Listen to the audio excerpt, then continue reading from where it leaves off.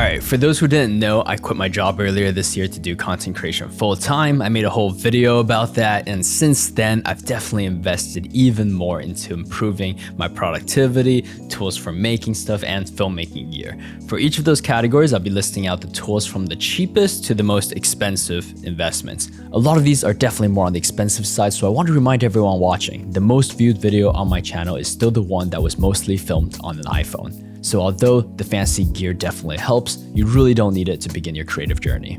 I also need to announce some updates I'm going to be making to my YouTube channel membership perks for 2026. So if you're a member, please stick around to the end of the video for those updates. And with that, let's start with my favorite tools this year for productivity. The main investment I made to my productivity this year has to be all the upgrades I made to my desk setup. Check out that video if you haven't yet, but most were small, cheap 3D prints that had huge impact on my everyday workflow. But one of the accessories that stood out was this iPhone charger and dock I mounted to the side of my monitor. I love using it during FaceTime calls, and it always keeps my phone charged in portrait or landscape mode. And I love that when I want it out of the way, I can just unplug it and tuck it back behind my monitor. Now, there are a few other accessories I didn't get to cover in my desk setup video, like my new keyboard. Last year, I gave low profile keyboards a shot and really enjoyed it, but when I was hanging out with my buddy Hippio Tech a few months ago and tried his keyboard, a non-low profile one, it felt so good that when I got home, I realized low profile keyboards are not for me.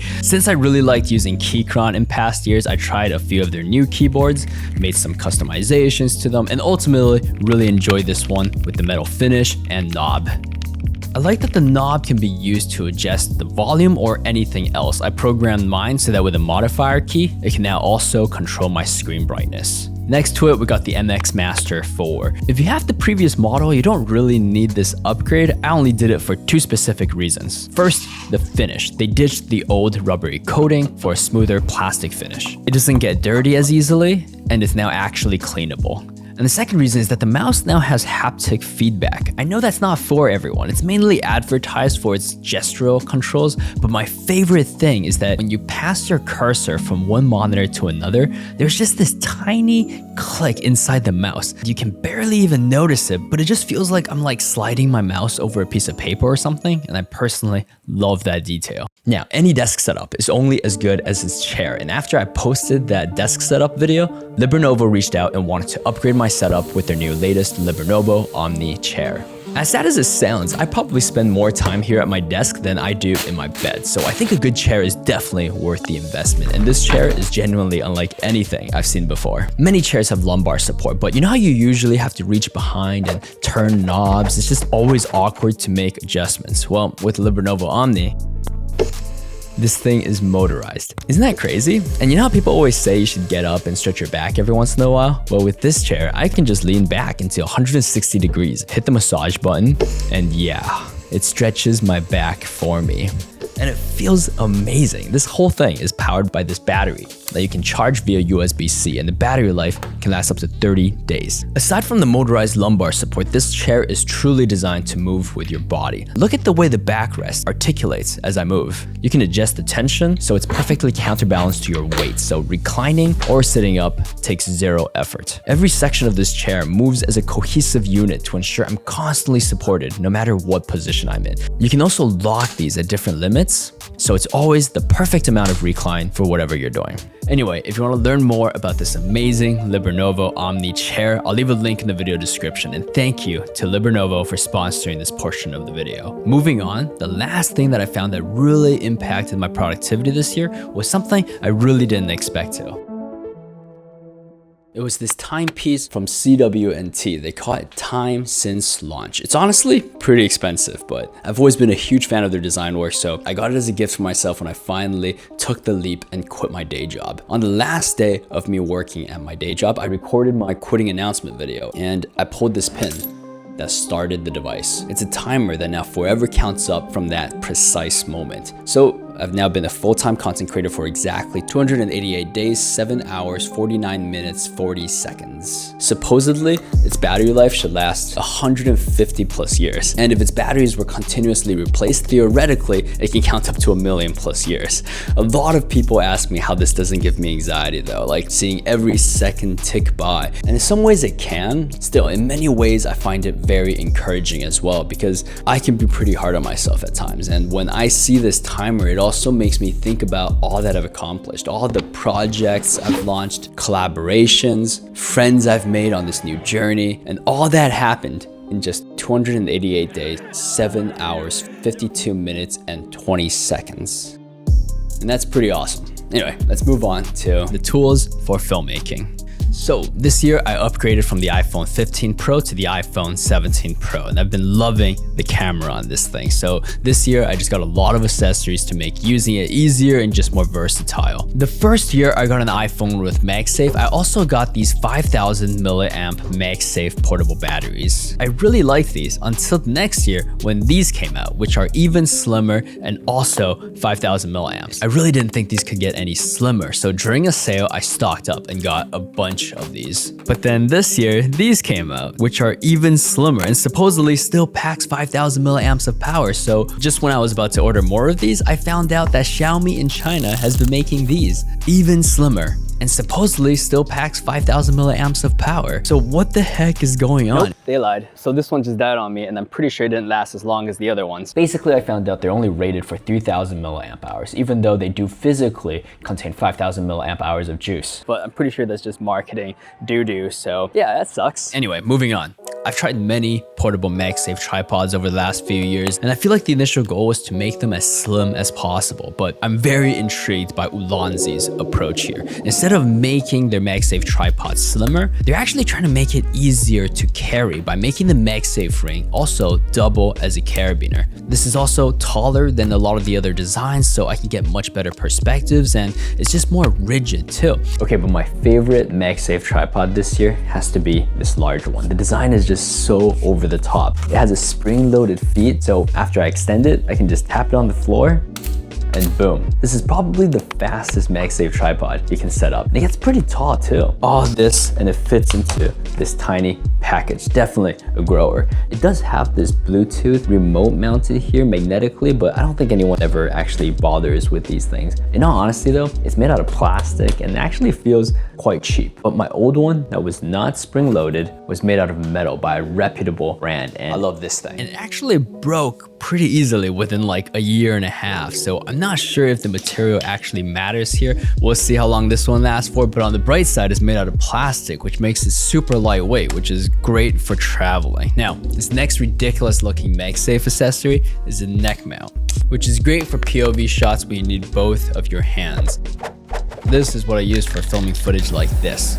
Yes, that's me painting my H2D white. I might make a behind the scene video for this, but anyway, since a lot of what I'm filming on the iPhone is footage I might use in my YouTube channel, I always prefer to film in ProRes log, but there's never enough storage in anyone's iPhone for footage that high quality, so I got this SSD for recording log.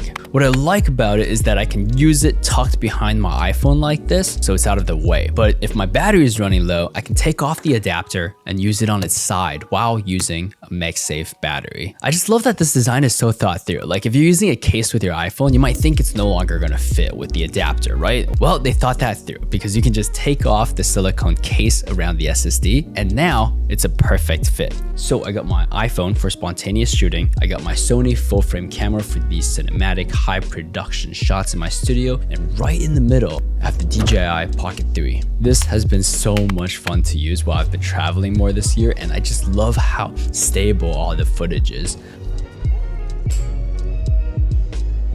My favorite accessory with this thing has to be the lightweight case that protects the camera and the screen and prevents it from being accidentally turned on in your bag.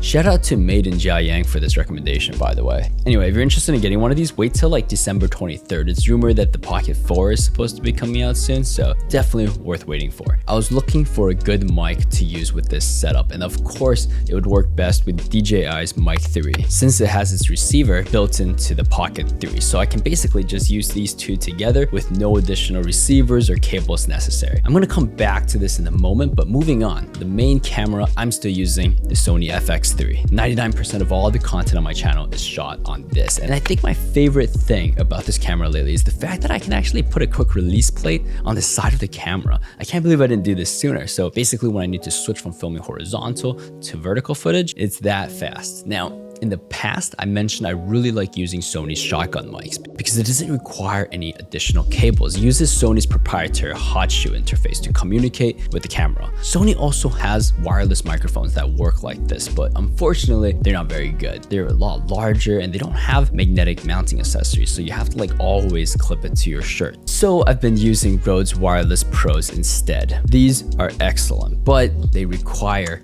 a cable. Well, what I discovered is that those DJI mic 3s that I've been using with my pocket camera, turns out DJI makes an adapter for their receiver that connects with Sony's hot shoe interface. Yeah, so I can use my DJI mic 3s with my Sony FX3 with no additional cables. All right, here's the sound quality. It's not gonna be as good as, of course, a studio podcast mic, but the setup is just so much more convenient now. And I love that I can also turn it around and monitor the audio levels as I'm recording. I was so happy when I discovered all these. But anyway, last but definitely not least, the biggest upgrade I got for my filmmaking this year has to be the Elechrone ecosystem. I bought their motorized dolly a couple years ago actually, but this year I actually did some ads for them on Instagram, so they ended up sending me their whole ecosystem. Yeah, and it's just been a total game changer. I got their new V2 dolly, their motorized tripod, slider, and head plus. Now, they didn't pay me for this feature. They didn't ask to be a part of this video or anything. I just genuinely loved their whole ecosystem. It can do complex camera pans with tilting movements, but also track objects, switch between them, and perform long time lapses. But I gotta say, with all these great features and controls, there is of course gonna be a bit of a learning curve to all of this. I think they did a very decent job at making it as intuitive as possible, but it was definitely a bit frustrating at the start, I'm not even gonna lie. But like a week or two later, I was basically entirely comfortable with their ecosystem. Once I got to that point, I could really just start having fun with it, getting shots I never thought would have been possible for someone filming solo. Next, my favorite tools for making stuff. Not too many new tools this year. I feel like I've acquired more tools than I have room in my apartment at this point. Like, yeah, the elephant in the room is literally my H2D sitting right there on the floor. I'm really running out of room here. But for now, let's start with these. A lot of people always ask me how I make my designs match the dimensions of stuff so perfectly. It's mostly just measuring things accurately with calipers first, or putting the objects directly on my computer monitor, guessing and checking and printing small tests first. But something else that's really helped me this year is a tool that anyone can just 3D print. It's called a radius gauge. I'll link the STL for this one below, but you can basically just hold this up to objects and easily see how large the roundovers are.